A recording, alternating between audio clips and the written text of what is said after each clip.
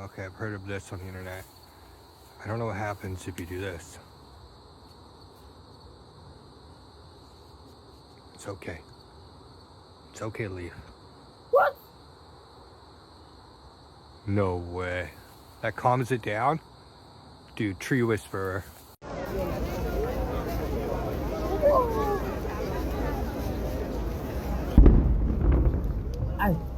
Wait. What's going on here? Did you hear that thing that sounded like a loud bang? Is it that glowing thing that hit that building or what's up? This is strange.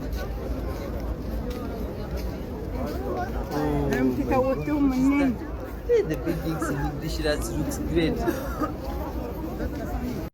When God wanted to make David a king, he didn't give him a crown, he gave him Goliath. When God wanted to raise Joseph to the palace, he didn't give him a shortcut, he gave him prison. When God wanted to make Esther a queen, he didn't give her comfort, he gave her crisis. When God wanted to make Moses a leader, he didn't give him a stage, he gave him a wilderness. Many times when we feel like God's breaking us, really he's building us. God doesn't give us what we expect in life, he gives us what we need in order to become all that we need to in this life. Speaking from many years of forgotten memories, Ashley's going to just run you through some of the background to this, and then I'll take you through the actual technique. If you're standing in good space, we'll just go through it pretty seamlessly then. I just want to repeat the obvious for the new people here. We did mention before that the purpose of the salutation is to, remember that Merkaba thing that's like the invisible paper cup that your bottom half is standing in, and you have another one that comes down over the top? Well, the purpose of getting up, using your body to stand and reverse the spin back to its natural spin, that is the purpose of it. It's not just to be silly and do spin dances. It's specifically to get your Merkaba fields around your body, moving in the proper directions. What you're doing right now, because the planetary grids are 2/3 reversed and part of your Merkaba is 2/3 reversed, you're taking that 2/3 reversal and you are temporarily resetting it to its natural pattern. It won't stay permanent. That's why they're done, frequently. Because right now with the planetary grids, they are stronger than our personal fields. So they will pull us back eventually out of the natural spin and back into the reversal. But every time we do a salutation for ourselves, we're helping the planetary grids to hold a little bit more of its natural pattern of Merkaba spin. The salutations, when we are working with the Merkaba directly, it's affecting all the other things that the Merkaba is connected to. The DNA template, the shields, our consciousness, all of that. We're temporarily bringing back into the natural divine right order, the balances of energy as they move through our system. It used to be in the ancient days that the salutation was used in the morning, and it was called a solar salutation, and in the evening it was called a lunar salutation. The morning one would energize the top electrical male Merkaba spiral, and the bottom one would use the frequencies of the evening, which is a primarily Ire frequency, where the daytime is a Mane frequency. We would energize the bottom Ire Merkaba, the female Merkaba spiral.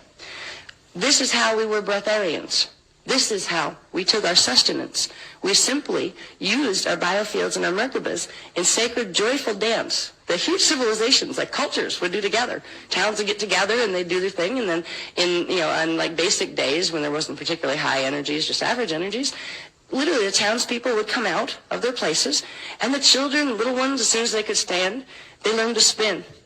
They learned to live and amplify their frequencies in immortal bodies that didn't need to eat, didn't need to drink water. We had different organs inside at that point. We didn't need all the stuff inside that we have right now. But the salutations are very, very sacred. They're the beginning of returning to what it meant, what it once meant to be, an angelic human being, or an indigo, which was a breatharian being that was eternal, had eternal life. And there was a joy in the dance. So even if you're just beginning, and it seems a little clumsy when you're just beginning, it's really funny if you could see a video of how they do it in Inner Earth. It's probably better that we don't see a video of how they do it in Inner Earth, because we just say, oh, forget it. Because there's a dignity and balance that they know how to hold in their bodies. Every minute atom is keyed to the proper everything, and it's amazing to watch. This is the beginning of reclaiming it, and I just want you guys to know that. The ones who've heard this before, you know that already. But the guys who haven't heard this, I would like you to be able to appreciate this wild and wacky technology we're getting into. And the thing of it is that the problems on the planet are big, right? The drama is big and massive. The energies are huge. But the solutions are relatively simple. If we can sing and spin dance and do things like that and actually reverse mutate a race, propagate the angelic human race into the future so it doesn't become extinct, possibly save part of this planet from undergoing cataclysm, not too bad a deal.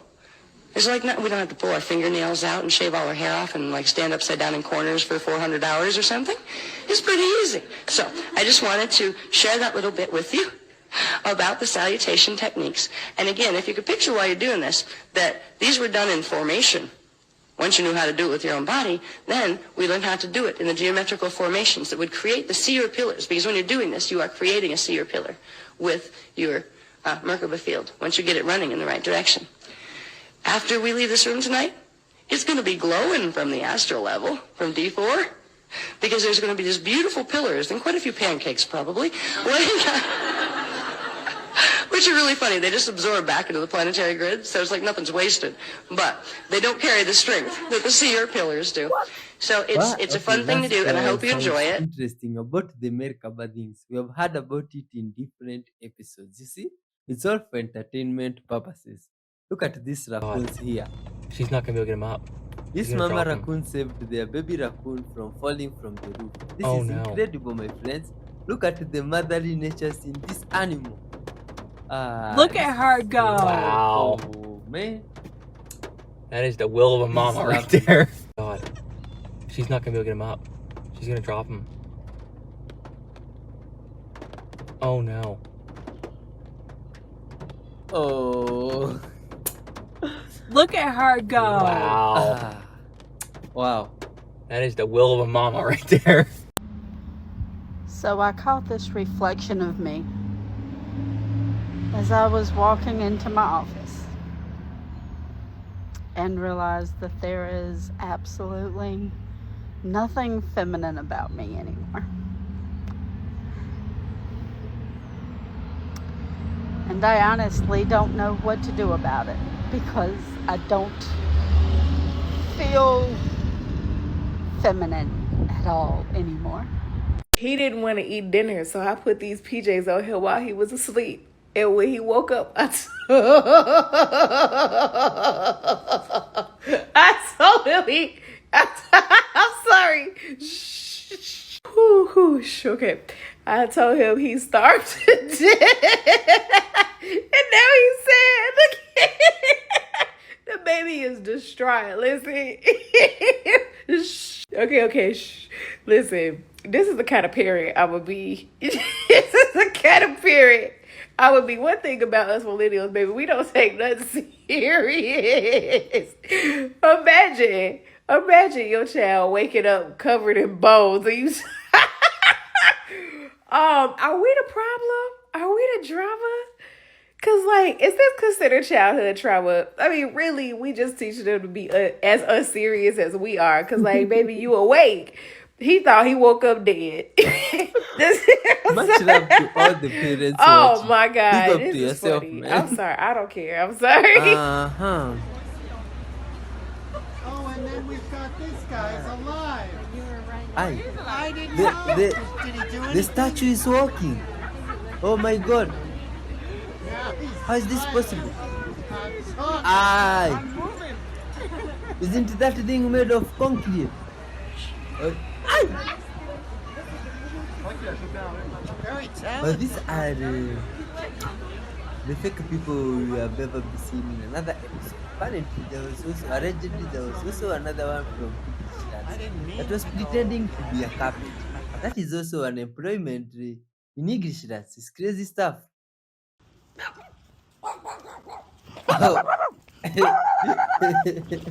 There also are reversed. The guy decided to just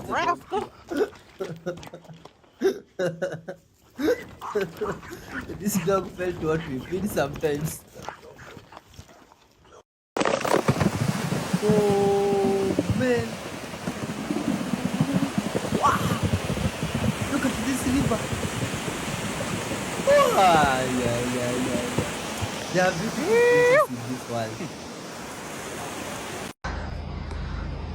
Oh my god. It's the first time ever to see this amount of light bombs together. Light bombs are usually, guys, besides that, they cause real damage and real burns, and when they just land on anything, on any place. But they're also used to light a whole area when there's no electricity or energy in the place, like Gaza now, so they can see everything happening on the ground. And this is actually signs of a ground invasion. It's literally what just comes before the real invasion. Cut the electricity and then light the sky over the one. Hey. Yeah. More there. Do you see? More there.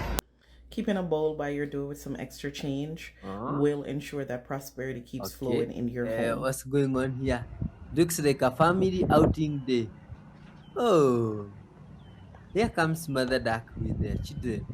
But it's time to train them how to swim. Let's watch this together. Looks wonderful. From what we've seen up to this point, we've understood these animals are full of good vibes, and they have extremely good motherly instincts. Now look at this. It's time for the ducklings to jump in the water and have their lessons, swimming lessons. This is incredible. Oh, man, look at this.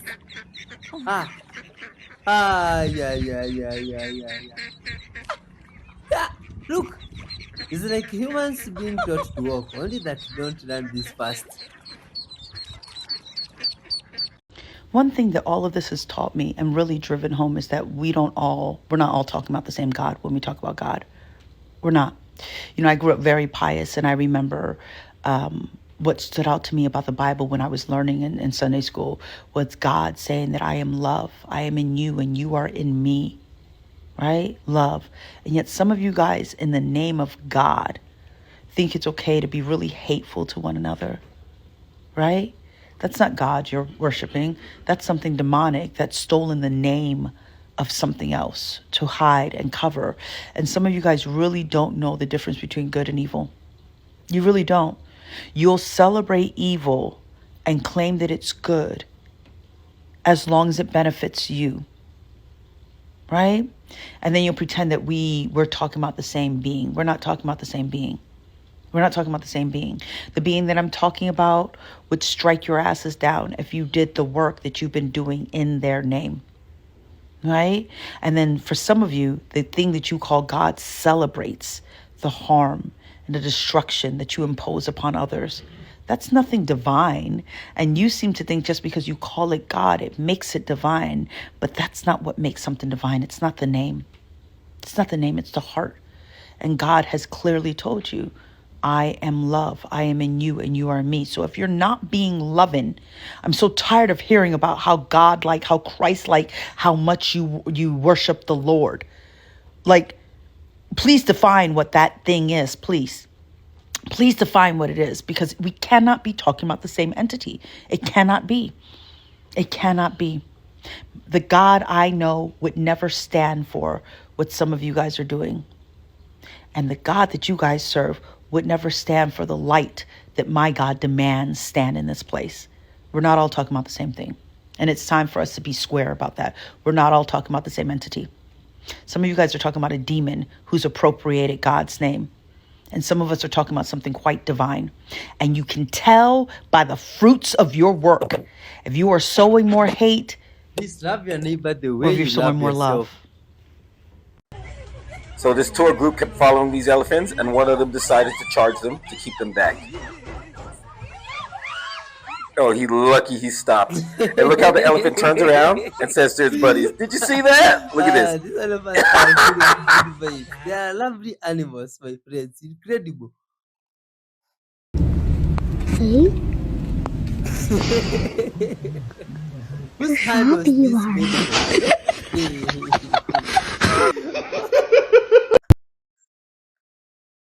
Okay, so here are 5 things you learn at death. Okay, number 1, you're judged instantly. Whoever wins the soul in this life collects it at death's gate. Okay, so you will know instantly where you're headed the moment you die. So life is the battle, death is the collection. So either peace or torment. And Judgment Day is just a confirmation. Number 2, not everyone goes to heaven, right? So we always say rest in peace. And that's one of the biggest lies that we tell, right? So that family member, that friend, right, that influencer you follow, if they didn't belong to Christ, or if they got deceived, they didn't make it. And we never want to admit this type of thing, but yes, some of the people we loved and who we adored are on the other side right now, okay? Because the wages of sin didn't change just because we loved them, okay? Number 3, unforgiveness will hold you at the gate, okay? So you thought the grudge was small, like most people do, right? You said, I'll forgive, but I won't forget, right? You held on to the infraction as if you were right? And it will cost you the kingdom. Jesus said, if you don't forgive, I won't forgive you. And who are you to condemn someone else's servant? They need freedom, you need freedom. So let go or be held back. 4, when your soul leaves your body, you will understand everything. The second your soul slips out of this flesh, it will hit you, right? You'll finally see what you refuse to perceive, okay? The spirit knows what the flesh tries to mute. The enemy won against you because he fought you spirit to flesh. He's already a spirit, okay? And he already knew you'd wake up too late. That's why God tells you in the Bible to crucify the flesh, especially while you still have a chance. Number 5, you don't define love, God does, okay? So many of y'all say, that doesn't sound very loving. That wouldn't, what the things that God do, that wouldn't be a loving God. But your version of love never confronted sin, right? God doesn't answer to your feelings. Love warned you, bled for you, and gave you truth. So if you're offended by his judgment, it's because you never knew his heart, okay? The truth won't set you free after death. It'll just prove you wrong. Stay blessed. Wow. Be loving, kinding, forgiving, and just good Just witness to everyone a around ant you. jump for the first time in my life, and I'm gonna show you.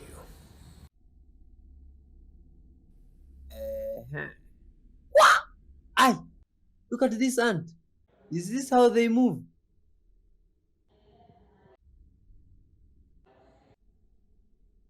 Wow! This one is an acrobatic ant.